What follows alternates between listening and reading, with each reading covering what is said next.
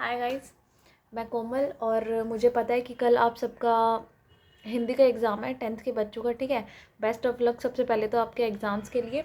और अगर मैं आपको बता दूं कि कुछ ऐसे पॉइंट्स हैं जिन्हें आप याद रखकर अपने एग्ज़ाम को, अपनी आंसर शीट को बेटर बना सकते हैं, क्योंकि इससे होगा क्या कि जो एग्ज़ामिनर है वो सिर्फ आंसर शीट ही देखते हैं और आंसर शीट की वजह से ही आपको जज किया जाता है इन एग्ज़ाम्स। ठीक है, क्योंकि आप उनको तो नहीं पता होता है चेकिंग करने वालों को कि भाई आपके नाम से कि ये कौन है, ये कैसा पढ़ता है। तो मैटर क्या करते हैं कि आपकी आंसर शीट और आप किस तरीके से अपने पेपर को प्रेजेंट कर रहे हो। तो इसके लिए कुछ पॉइंट्स हैं जिन्हें मैं बता देती हूँ और फिर उसके बाद आप उन्हें ध्यान में रखना, ध्यान से इसी के अकॉर्डिंग अपना एग्ज़ाम देना।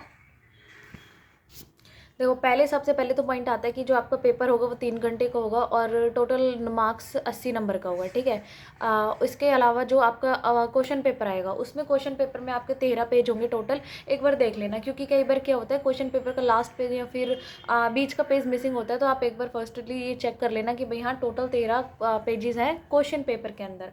उसके बाद हमने क्या करना है कि जब हम आंसर शीट में आंसर लिख रहे होते हैं तो हमें आंसर डालने ज़रूर है। जैसे आप फर्स्ट क्वेश्चन का आंसर लिख रहे हो तो आपको फर्स्ट क्वेश्चन डाल के या फिर फर्स्ट आंसर डाल के तब आंसर लिखना है। आंसर शीट में आपको क्वेश्चन लिखने की ज़रूरत नहीं होती है, आपको सिर्फ क्वेश्चन नंबर डाल के आंसर स्टार्ट कर देना है। और इसके अलावा आपकी जो आंसर शीट होती है उसमें आप जैसे बीच बीच में पेजेस छोड़ देते हो, आपको खाली पेज नहीं छोड़ने। अच्छा, आपको अगर लगता है कि भैया इस वाले क्वेश्चन का आंसर मैं बाद में करूँगा, उसके लिए छोड़ दीजिए। लेकिन ऐसे नहीं कि आपने पहले पेज से स्टार्ट किया और बीच में दो दो शीट छोड़ के आप तीसरे शीट की स्टार्ट कर रहे हो, ऐसे नहीं करना। ठीक है।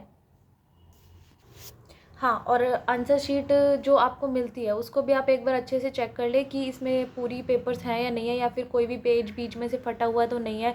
क्योंकि बाद में होता क्या है, आंसर शीट एक बार मिलने के बाद आपको दोबारा एक्स्ट्रा कोई भी शीट नहीं मिलेगी। आपको जो भी अटैम्प्ट करना है अपने एग्जाम में, आंसर जितने भी लिखने हैं वो आप देख के लिखने, जितने मार्क्स के उसी के अकॉर्डिंग उसको अटैम्प्ट करना, क्योंकि एक्स्ट्रा सीट्स आपको नहीं मिलेंगी। And the next point is कि आप जितनी भी आंसर्स लिख रहे हो, ठीक है, सपोज आपने एक आंसर लिखा और आपको लगता है कि वो गलत हो गया, तो आपको क्या करना है, आपको ना उसे पूरा पूरा नहीं काटना और ऐसे घुचड़ मिलाऊ तो बिल्कुल नहीं करना है। ठीक है, आपको बस एक हल्का सा कट लगाना है कि भाई ये गलत हो गया। इससे प्रेजेंटेशन अच्छी बनेगी, नॉट आपकी आंसर सीट में। इसके अलावा पूरा पूरा क्वेश्चन मत काटना। अगर आपको लगता है कि आपके पास टाइम कम है और आपका क्वेश्चन गलत हो गया और आपको दोबारा लिखना है लेकिन टाइम नहीं है, तो आप उसे काटना मत, उसे आप वैसे ही छोड़ देना। ठीक है।